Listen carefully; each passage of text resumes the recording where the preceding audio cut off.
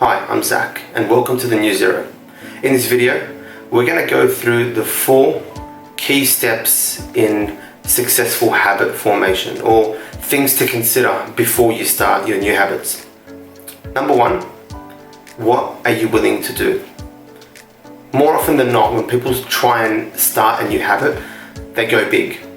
Whether it's the gym or whether it's something educational or in their careers, they seem to try and start at the top without mastering the bottom. It's as if they're looking at the top of the mountain without looking at the bottom and the steps required to get to the top.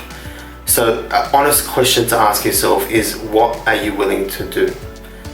Let's take the gym for example. You haven't trained for the last 2 years, so what makes you think that you can start a 2-hour routine 5 days a week and expect to succeed? The best way to do it is to ask yourself, what is the most basic thing that you can start and remain consistent in for a long period of time? So if it is the gym, are you willing to put in 10 minutes a day on the treadmill, or 10 minutes on the cycling machine, or 10 minutes of weights? Really any workout that you're capable of completing. But it isn't realistic to say that I'm willing to put in an hour a day because you haven't had that track record in the past. It's better to start small and incrementally increase your progress and watch those results compound over time. Step number 2, what is your current trajectory?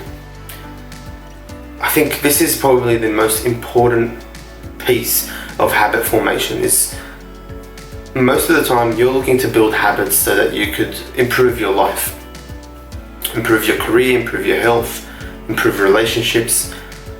Looking at your trajectory is pretty much seeing where you end up in your current state or your current condition. So let's take for example your education. If you were to break down your day, how much time are you spending on your own development? If it's 10 minutes per day, over the course of a week, that's 70 minutes per week. You're looking at 280 minutes per month on average. Where would that take you? If you look at your trajectory, maybe that's going to be a 2% or a 1% increase on your ability. I'm not even sure how to calculate it, but let's just say it's a 2% increase of whatever it is. And over time, you're going to see that start to compound and result in a really big change in your life. But if your trajectory is on the way down, don't look at changing it to go up at a rapid pace, but try and maybe decrease that downward spike in your trajectory and then slowly stabilize it, and then you'll start to increase. But to go from heading downwards to just heading all the way back up is unrealistic and can result in a real negative impact overall. It can actually make you go down even further. Number 3, what impact does your environment have on your habits?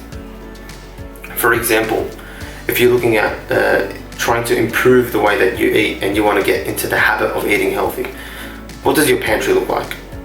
What does your fridge look like? Where are things placed inside your fridge?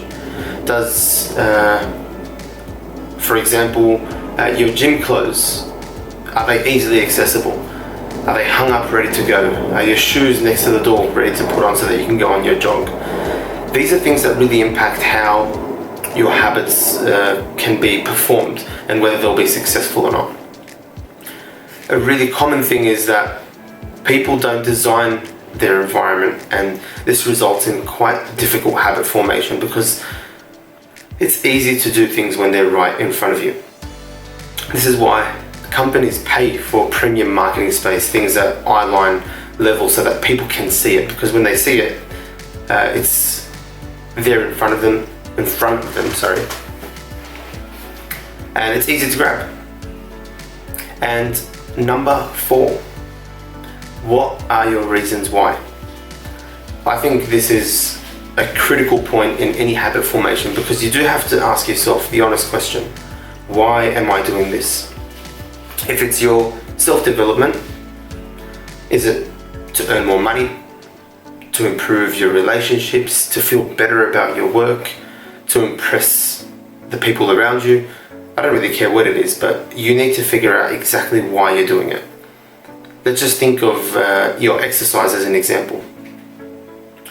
Having the reason of just improving the way that you look could seem like a really good reason, but could bite back in the end.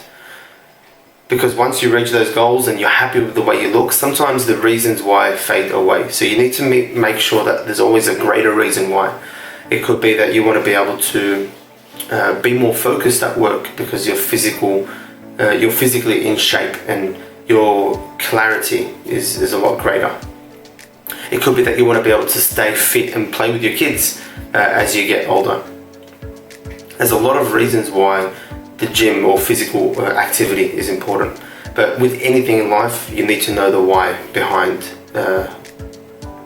why you're doing it, essentially. I think that's it for this video. I do need to say that a lot of this information that I got was from some of the books that I've been reading.